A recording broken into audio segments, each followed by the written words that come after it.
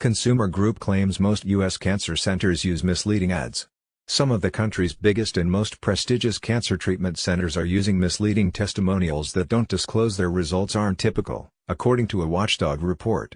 Out of 48 cancer centers, 90% use deceptively promoting atypical patient testimonials in television and digital marketing material, according to the report, published last month by Truth in Advertising, Tina.org, a non-profit consumer group. The report included high-profile cancer treatment names such as MD Anderson in Houston, Memorial Sloan Kettering in New York, Dana-Farber in Boston, and Moffitt in Tampa, Florida. It also called out Cancer Treatment Centers of America, CTCA, a for-profit hospital headquartered in Boca Raton, Florida, that is the top spender on cancer center advertising and marketing, according to Cantor Media. Cancer patients and their families are facing devastating odds of survival and have a right to know the truth, said Bonnie Patton, Tina.org's executive director.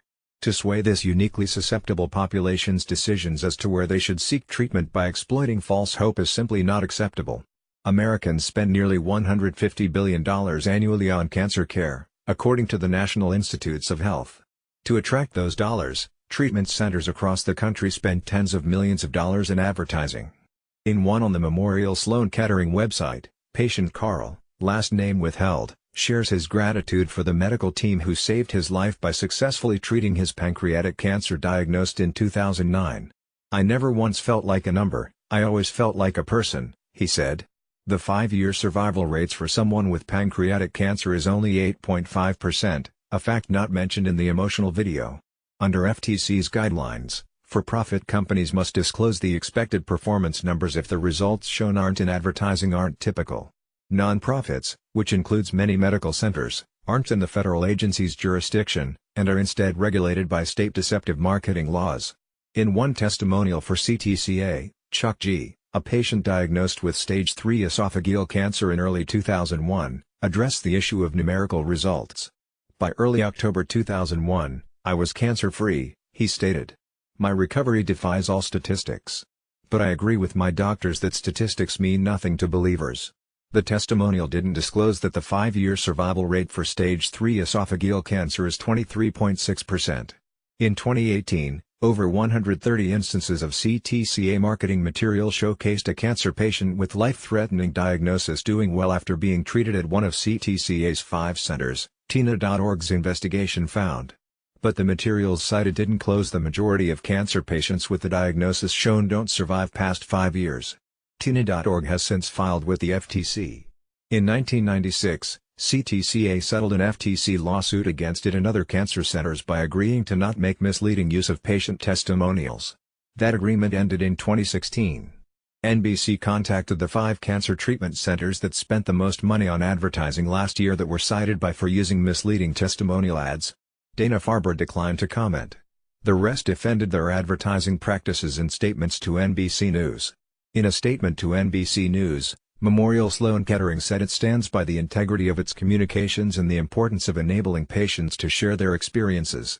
"Our communications address both the success and the complexity of current available and experimental treatments," the company said.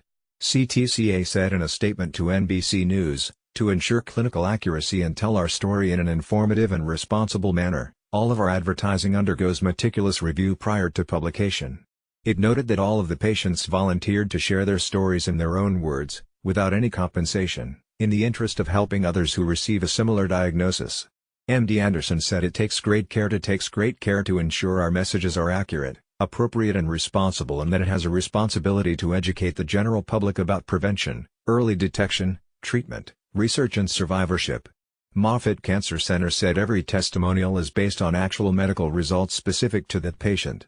The patient testimonials used by Moffitt provide an outlet for our patients and their loved ones to share their cancer journey in a transparent and authentic way, regardless of the outcome, the company said in a statement.